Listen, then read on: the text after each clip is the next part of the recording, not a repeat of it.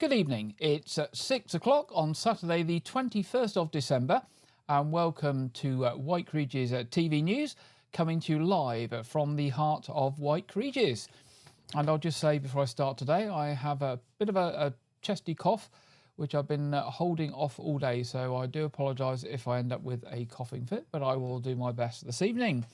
And in the news this week, a spokesman for the Portland Waste Incinerator campaign, or the Stop the Portland Waste Incinerator campaign, Laura Baldwin, has said that campaigners against the hugely unpopular plans for a waste incinerator at Portland Port in Dorset have had a win, as the High Court judge has validated one of the three grounds filed for a statutory review.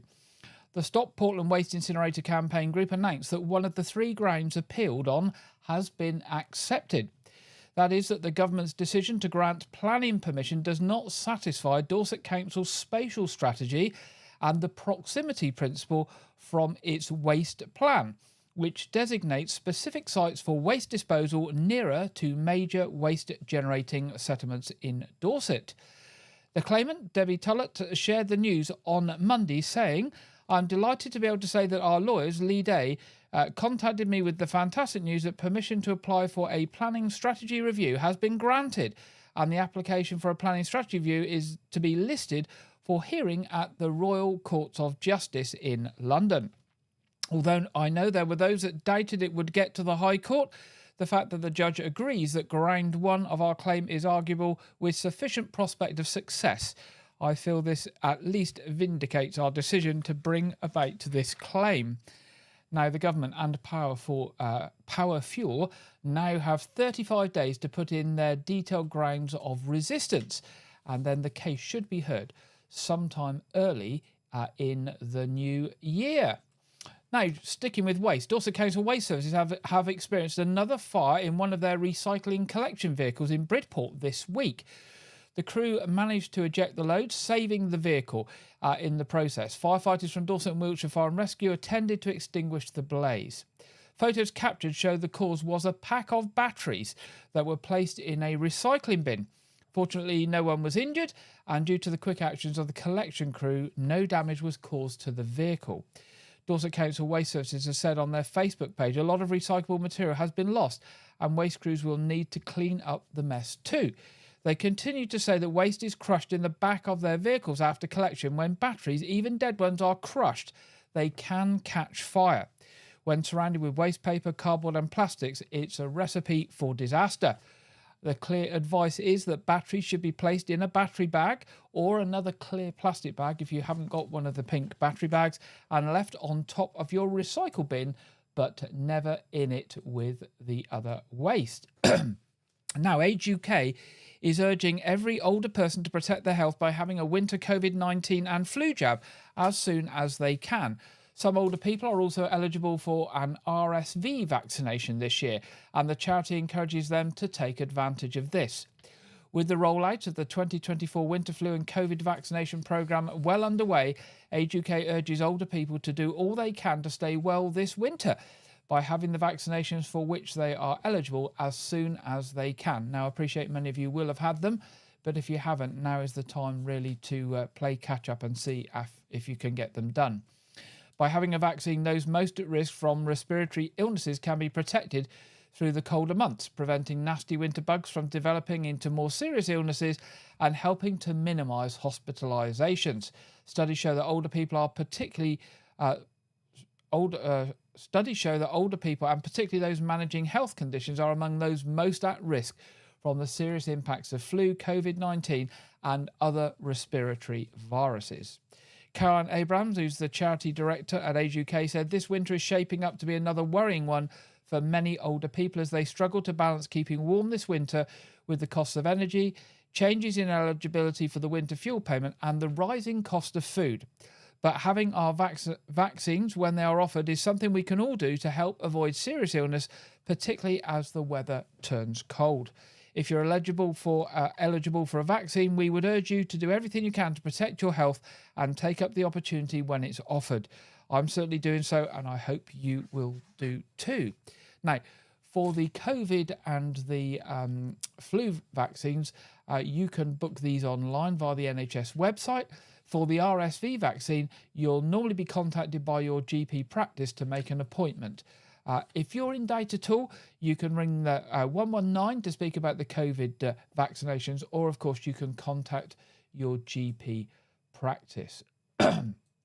Now, Dorset Council's Trading Standards team, with support from Dorset Police, served a closure notice on Amsterdam Market on the Esplanade in Weymouth this week, requiring the premises to be shut down. The action follows recent multi-agency partnership working between Dorset Council and the police to tackle the persistent sale of illicit and non-compliant cigarettes, hand-rolling tobacco, vapes and nicotine pouches. Numerous joint visits from Dorset Council and police officers have taken place at the Amsterdam Market over the previous 12 months and have also included support from the Immigration Enforcement Officers, the HMRC and Trading Standards South West. Despite multiple instances of illegal vapes, tobacco and cigarettes being seized, the business owners continued their illegal activities. So following an investigation, the decision was taken to close the shop down. Neighbourhood Policing Inspector Sam Goom of Weymouth and Portland Police said, "We will continue to work closely with our partners in trading standards to target business premises which continue to trade in the illicit sale of illegal vape and tobacco products. We have a duty of care to our communities, particularly young people who end up using these products, and we will endeavour to protect them from the dangers of these illegal items." Now, staying with Dorset Police, we've just mentioned Dorset Police. A man has sadly died following an alleged serious assault in Weymouth. You'll remember we brought you this story last week. Detectives continue to investigate an incident in Abbotsbury Road, which was reported at 8:12 p.m. on Tuesday the 10th of December. Officers attended with the ambulance service. A victim, 75-year-old Anthony Jacob from Weymouth, was taken to hospital for treatment to head and facial injuries. Sadly, he died in hospital on Thursday this week. Following fast-time inquiries at the scene, a 19-year-old named Jake Saunders from Weymouth was arrested and charged. He first appeared at Poole Magistrates Court on Friday the 13th of December and is next due to appear at Bournemouth Crown Court on Thursday the 9th of January. Staying with Dorset Police, and we've got a CCTV image to share with you on this one. Dorset Police received a report at 10:27 p.m. on Monday the 9th of December of an assault that occurred inside the William Henry pub in Frederick Place. It was reported that a man was punched in the face by an unknown man, leaving him with a missing front tooth and injuries to his lip. It was also alleged that the victim was subsequently assaulted with a glass by another man. A 24-year-old man from Shaftesbury was arrested on suspicion of assault and released on bail pending further inquiries. Police Constable Lloyd Blease of Dorset Police said, "We are continuing our inquiries into this incident, and as part of our investigation we have obtained a CCTV image of a man we would like to identify. I would urge anyone who recognises this man to please get in touch with us." So if you recognise that man in the CCTV, you know anything about that incident or the sad death of the 75-year-old man who was attacked in Abbotsbury Road, please do contact Dorset Police, either direct by calling 101, or alternatively, if you'd like to do this anonymously, you can contact the Crime Stoppers charity on 0800 555 111. That's 0800 555 111. Now, a statement was issued on the 19th of December by David Civic, the Police and Crime Commissioner for Dorset, and he reveals that Dorset Police will be faced with a shortfall in its funding in excess of £6 million in the year ahead. Mr Civic calls on Dorset MPs to recognise the severity of the situation and work with him to address this with government and its unfair treatment of Dorset. Extracts from the statement from Mr Civic state, "Following a detailed assessment of the funding settlement for Dorset Police, I'm deeply disappointed by the position this leaves the force and goes no way to meeting the financial gap faced by Dorset Police. The pay increments and pay rise rightly deserved by officers and staff are set to cost the force £9 million next year, but the government has awarded us just £2.8 million towards these costs.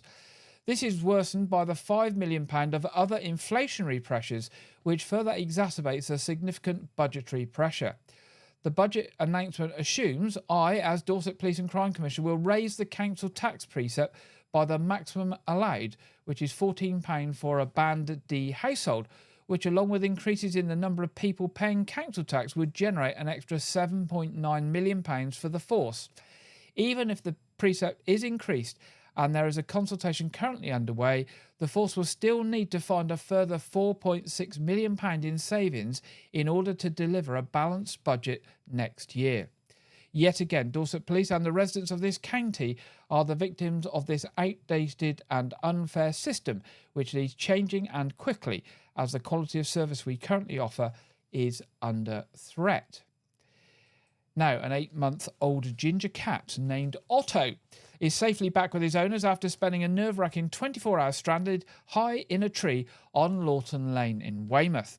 The dramatic rescue was carried out by Knighton Countryside Management, whose act of kindness has touched the hearts across the community. Otto's adventure began when his curiosity led him to climb a towering holm oak tree. Despite his owners, Jodie Lumber and Elliot Sawyer, best efforts to lure him down, Otto remained perched high above, too frightened to move. Calls to the RSPCA and the fire service brought no resolution, leaving Jodie desperate to find help. That's when Knighton Countryside Management stepped in. Known for their expertise with trees, they took on the unusual task of rescuing the frightened feline. With specialist climbing gear, a cherry picker and a steady hand, the team reached the 40-foot tree and brought Otto safely back to the ground, much to the relief of Elliot and a small group of onlookers who'd gathered to watch. And there you can see Otto in the picture, safely in the arms of one of the chaps from Knighton Countryside Management. Now, staff and patrons of the Onyx Bar and Restaurant, Weymouth, part of the King's Hotel Group, raised £889 for local charity Staffy and Stray Rescue during a festive quiz night held earlier this month. The event welcomed 11 enthusiastic teams, a bustling crowd of patrons and even a few four-legged friends as well. The dog-friendly venue, located within the Crown Hotel Weymouth, saw its doggy donations box filled to overflowing with toys, treats and food generously donated by both customers and staff. The highlight of the evening was a VIP visit from Hattie, a beautiful greyhound cared for by the charity, who quickly became a crowd favourite. And that's Hattie there in the picture, I imagine.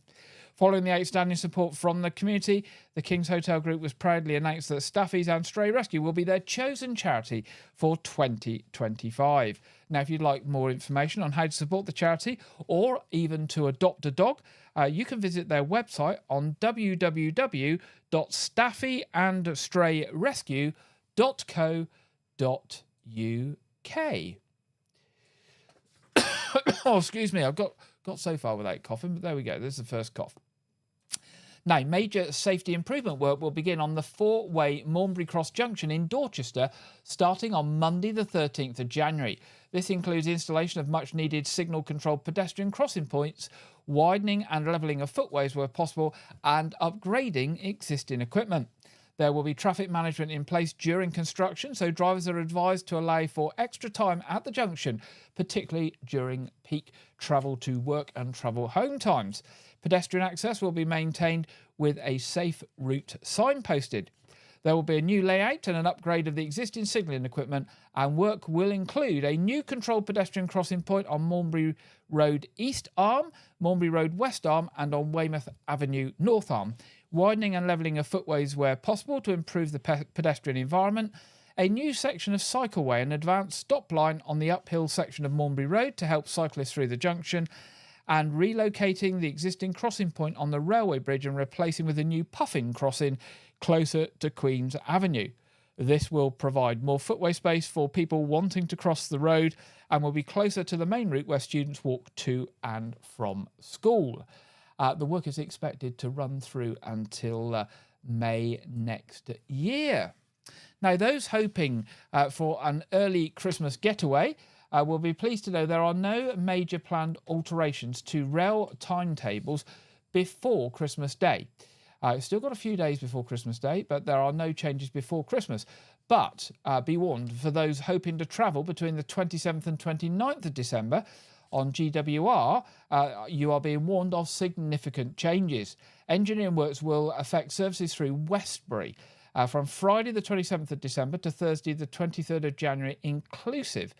The railway through Westbury as well as between Westbury and Salisbury will be closed to enable track upgrades close to Westbury Station and maintenance of the Sherrington Viaduct. Trains will be diverted or replaced by buses. Passengers are advised to check their journeys before travelling and to plan well in advance. And also on South Western Railways, they confirmed that services over Christmas and New Year that they have confirmed their services over Christmas and New Year with no trains on Christmas Day and Boxing Day. And services will end earlier than usual on Christmas Eve, with the last service departing around 10 p.m. or 2200. Major engineering works in the Woking area will significantly affect services from Monday the 23rd of December through to Sunday the 5th of January, resulting in longer journeys. And then from the 6th of January, South Western Railway's normal timetable will resume. Of course, the extended Christmas and New Year break is often a time when major works are undertaken on the rail network, and travellers are advised to check their travel plans before they intend to travel, not just on the day. I would suggest checking a couple of days before, because you might need to make completely alternative arrangements. Now, First Bus in Dorset has announced price changes and revised fare zones. The changes come into effect on the 1st of January. They will introduce 2 revised, easy-to-understand fare zones, as well as making changes to ticket prices, which have been frozen for the last 2 years. Now, adult short hop fares for journeys up to 3 miles will be £2.40, and longer journeys will align with the incoming UK government's £3 flat fare cap in England, with a maximum single fare of £3 for journeys above 3 miles. Child fares have been simplified and will be 50% less than the adult single fare. Fare zones will be revised, meaning there will now be just 2 easy-to-understand zones: Weymouth and the network. So that's Weymouth and the network. The Portland, Axminster and Weymouth Plus zones will be removed. And also, by using the new tap-on, tap-off system, customers will be charged the best value fare based on their journey. No matter how often you travel, customers will never pay more than the daily or weekly cap. So there we go. That's changes in bus fares. So basically, it's going to be £2.40 or £3, and it's going to be travel within Weymouth or travel outside onto the main network, as it would seem. It comes into force on the 1st of January. Now, with Christmas just around the corner, Weymouth Town Council is pleased to share the good news that 7 grants have been awarded to community and voluntary organisations to help fund projects for the benefit of Weymouth residents. Now, the following grants have been awarded. The Friendly Food Cup were awarded £1,200 to support the delivery of cookery sessions for local residents. Artway CIC have received £1,729.52. Rather precise. I wonder why the odd 52 pence. To support the running of the Open for Art project. The Bridges Patient Participation Group have been awarded £871.50 to support patients to take part in funded cookery sessions over a course of 6 weeks. Now, very important charity here, Mosaic. Now, Mosaic support bereaved children. I know that they go into schools that I'm involved in, and actually give very important support to young children who've lost a parent or a family member. And they have been awarded £2,100 to provide 7 one-hour counselling sessions to 6 bereaved young people in Dorset. Re-Engage Limited were awarded £1,944 to fund the development of a new activity group for older residents in Weymouth, which will aim to address issues of loneliness and social isolation amongst those in the population. And Waterside Weymouth Community Forum have been awarded £2,957 to go towards creating a community pantry, which will supplement the local food bank. And finally, Weymouth Food Bank have received £1,940 to help provide an additional bag of Christmas food to supplement the usual provision of tins and packets to those who use their service. No, so lots of local groups they're getting support just ahead of Christmas this year from Weymouth Town Council. Now, if you have any idea who might benefit across Weymouth for similar grants and similar financial support, you can check Weymouth Town Council's grant page to see if you are eligible to apply for funding. So if you're part of a community group in the Weymouth area and you need some vital funding, then do look on the Weymouth Town Council grants page to see if you're eligible. And finally, in the finally in the news headlines, Arts Reach are thrilled to reveal another exciting programme packed with 25 artists performing over 50 live dates in more than 40 communities right across Dorset. Copies of the new programme, and I've got mine here. It actually came in the post today. I think it was either yesterday or today.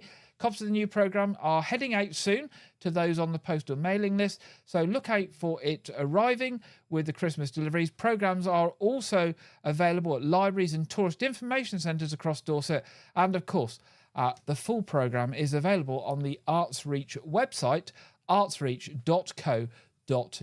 So pop in, have a look at the programme. You can register on their website for a programme, or you can download the information. And as ever, we will be picking things from their programme starting from next week and giving you an update of what is coming up in the weeks ahead. And that's the end of the headlines tonight. And I actually got there without too much coughing, so I'm really pleased about that. Now it's time in the programme to go over to Andrew Wright for this week's film review and preview.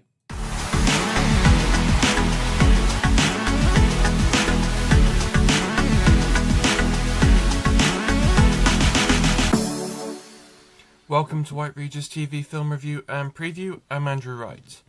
This weekend, Sonic the Hedgehog 3 releases in cinemas. The film is the fourth entry in the live-action Sonic the Hedgehog film series and stars Jim Carrey, Ben Schwartz, James Marsden, Idris Elba and Keanu Reeves.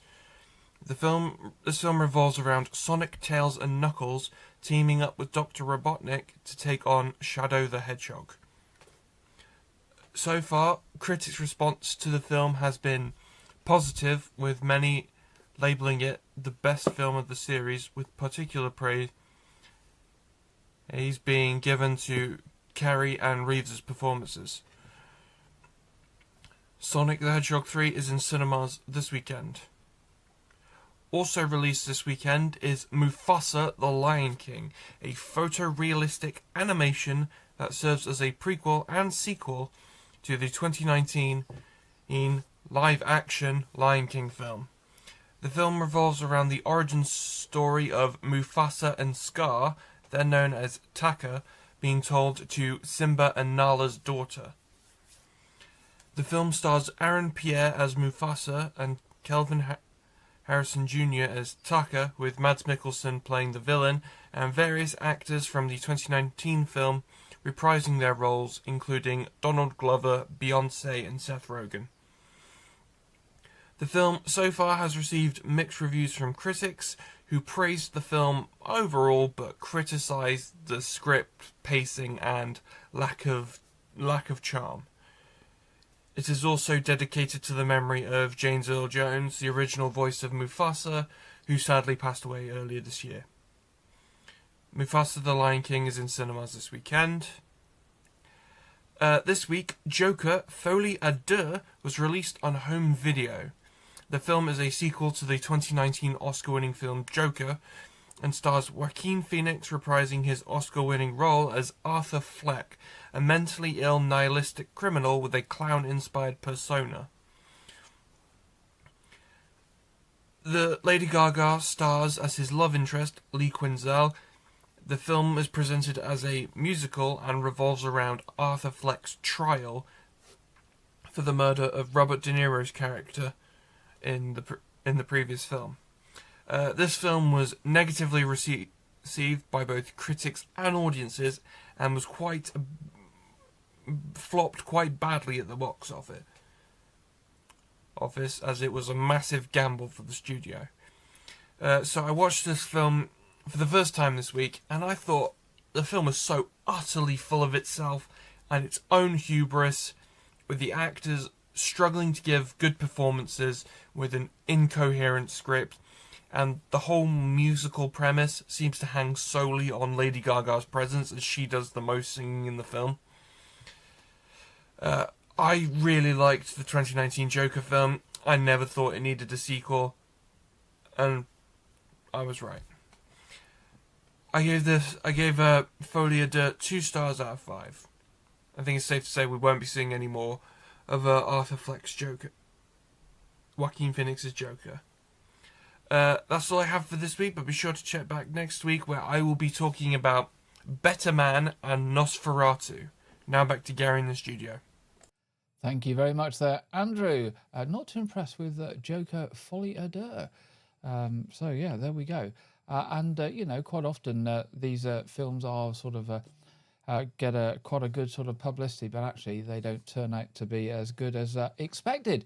And that's exactly what Andrew's there to tell us about. Now, something a little different this week. Did you know that January, the 1st of January, there will be the start of a celebration of the 200th anniversary of the modern railway. And this is going to be celebrated by a cacophony of train locomotive whistles and horns at midday on the 1st of January. The Railway 200 Whistle Up, spearheaded by the Heritage Railway Association, will involve more than 50 heritage railways in the UK and abroad as well, and whistles of nearly 200 vintage steam and diesel locomotives to herald a year-long celebration. Railways in other countries, including Holland, South Africa and Sierra Leone, will be taking part as well, some with British-built locos. The Heritage Railway Association claims it will be the biggest railway heritage mass participation event ever.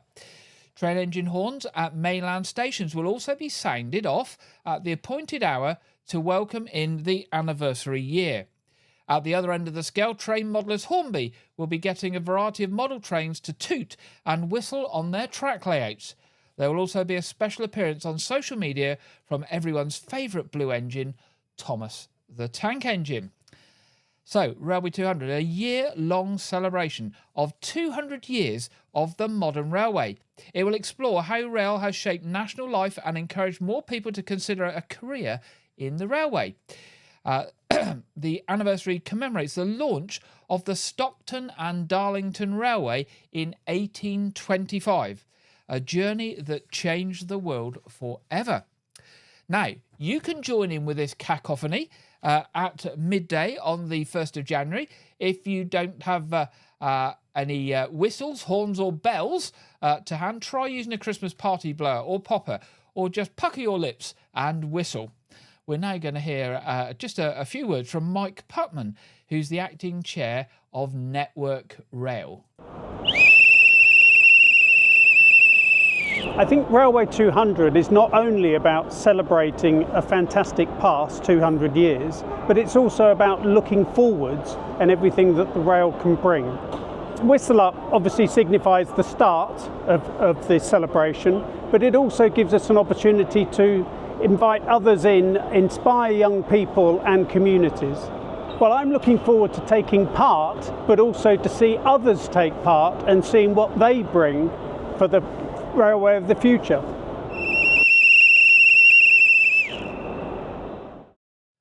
There we go. So that's 1st of January at midday. Now, if you want more information on Railway 200 and the year's anniversary celebrations, you can visit a special website, www.railway200.co.uk, www.railway200.co.uk. And to search for local heritage railways that are getting involved, it's www.hra.uk.com/directory. And in our area, the Swanage Railway, the Yeovil Railway Centre, West Somerset Railway, South Devon Railway, East Somerset Railway and Seaton Tramway are all going to be involved. It's now time to go over to the Met Office for the evening forecast, and this week we are joined by Craig Snell. Hello there, welcome to your latest weather forecast from the Met Office. Well, as we approach Christmas, the weather is set to change after a very cold and windy Sunday, courtesy of this area low pressure. We start to see high pressure begin to move in, and that will really settle things down as we approach Christmas Day itself. And with wind coming in from the southwest, it'll start to feel much milder too. Back to the here and now for the rest of Saturday. We've still got some rain just clearing the very far southwest of England, but for most, as we move into the early hours of Sunday, it's going to be a mixture of clear spells and blustery showers. Some of the showers will be turning to sleet and snow across the high ground of Scotland, Northern Ireland and Northern England, so that may introduce an ice risk in places, but more significantly the winds will remain quite strong, especially across more northern and western areas. Warnings are in force right throughout Sunday, so if you do have any travel plans, stay up to date with the latest warnings on our website. Temperatures overnight, I think for most towns and cities holding above freezing, but in the countryside we could just see a few spots just falling just below freezing. So as we start Sunday, it's going to be really a mixture of sunshine and scattered showers, and that's going to maintain itself right throughout the day. We could just see a spell of more persistent rain arriving in the far northeast of Scotland. Again, that will really be a mix of rain, sleet and snow. But the main feature tomorrow will be the strength of the wind. A very windy day for all of us, but especially so across the far north of Scotland. And that's really going to take an edge off the temperatures. On the thermometers, possibly up to 7 or 9 degrees, but factor in that wind, it's going to be feeling significantly colder than that. Parts of Scotland probably feeling sub-zero for the whole day. Certainly a day to be wrapping up warmly for most of the country. And then as we move into the earlier hours of Monday, what we'll see is the winds gradually beginning to ease from the west. That allows clearing skies. So I think Monday morning we'll see a widespread frost across many parts of Scotland and England, but already out towards the west we're starting to see a change as this cloud and rain arrives into the far west of Northern Ireland. But as I mentioned, ahead of that, under the clear skies, certainly a frost in the countryside and even some towns and cities approaching freezing as we start Monday morning. But comes with lots of sunshine across eastern and central parts Monday morning, but out towards the west, this area of cloud and rain will gradually work its way a little bit further eastwards, but probably maintaining with the sunshine in the east for the whole day, but still feeling pretty chilly here. Temperatures only reaching around 6 or 7 degrees and still got a little bit of a nagging wind here, but out towards the west as the day goes on, increasingly mild, could be up to about 9 or 10 degrees by the end of the afternoon.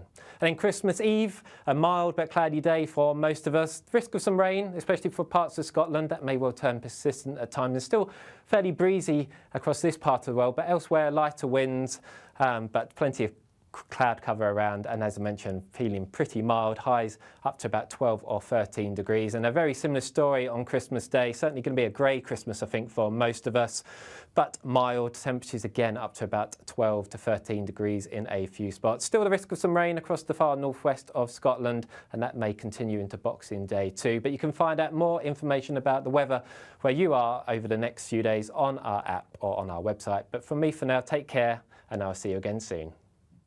Thank you very much there, Craig. And I don't think it's going to be any different down here on the local weather forecast this week. It's going to be mild and grey. I think that's basically it. But hopefully we're not freezing and we are not raining. And hopefully that wind will keep low as well. So a bit of a dismal but mild Christmas Day. Now, looking to our What's On section, we have got Weymouth Pavilion. And we have got the pantomime running now through until the 5th of January, the pantomime's Peter Pan. On the 8th of January, you got the BSO New Year Viennese Gala. 11th of January, Thank You for the Music, ABBA Tribute. 17th of January, a tribute to the Pet Shop Boys. And 19th of January, comedian Ed Byrne. Now, there's lots of other things going on. Do pop along to their website, weymouthpavilion.com, to see more shows that are going on and to book tickets, or give the box office a ring, 01305 783 225. Now, we mentioned the Swanage Railway just now on the Heritage Railway event marking 200th anniversary of the railway. They still have their Polar Express running right the way through to Christmas Eve, so a couple of days left. Don't know what the availability is on those tickets, but maybe if you haven't booked and you're looking for something to do just before Christmas, might be worth looking on their website to see if there are any tickets still available. And an event tomorrow in Weymouth. It's an open day at Weymouth Fire Station tomorrow.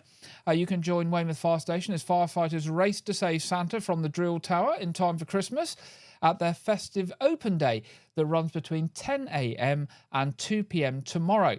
You can visit Santa's Grotto, meet your local firefighters, visit the craft fair stalls and dust up your knowledge with their chip pan fire demo. Other activities include firefighting demonstrations, seeing the fire engines, a barbecue, an ice cream van, probably the wrong time of the year for an ice cream van, but there'll be an ice cream van there, and attendance from the firefighters charity. There'll also be the opportunity to discuss fire safety and arrange a home fire safety visit where necessary. So that's at the Weymouth Community Fire Station on Radipole Lane, 10 a.m. to 2 p.m. tomorrow. Now, finally, church services tomorrow in the Wyke area, 8 o'clock communion at All Saints Church Wyke, 9:30 communion All Saints Church Wyke, 11 o'clock communion at St Edmund's Church Lanehouse, and then 6:30 tomorrow evening. That's Sunday, tomorrow evening, 6:30, service of 9 lessons and carols at All Saints Church. That's the traditional carol service that always happens just before Christmas with the well-known carols and lessons. And after that, there'll be mulled wine and mince pies. Of course, all the regular Christmas services are available at the churches in Wyke as well. And you can pop along to the parish website, www.parishofwykeregis.org.uk, to find out the other services over Christmas. Now, we are just at the end of our programme. It just remains for me to remind you that we have our Saturday night quiz tonight at 7:30 in just under an hour's time. It's a Christmas-themed quiz this week. It is open to all, it is free, and it is family-friendly, and all are welcome to join us. Now, that brings us to the end of this week's programme. By the time we have our next programme, next Saturday, Christmas will have come and gone, and we'll be looking forward to New Year. So it just remains for me to say, have a very, very happy Christmas, whatever Christmas is for you this year. And I look forward to being back with you next Saturday at 6 o'clock. Good night.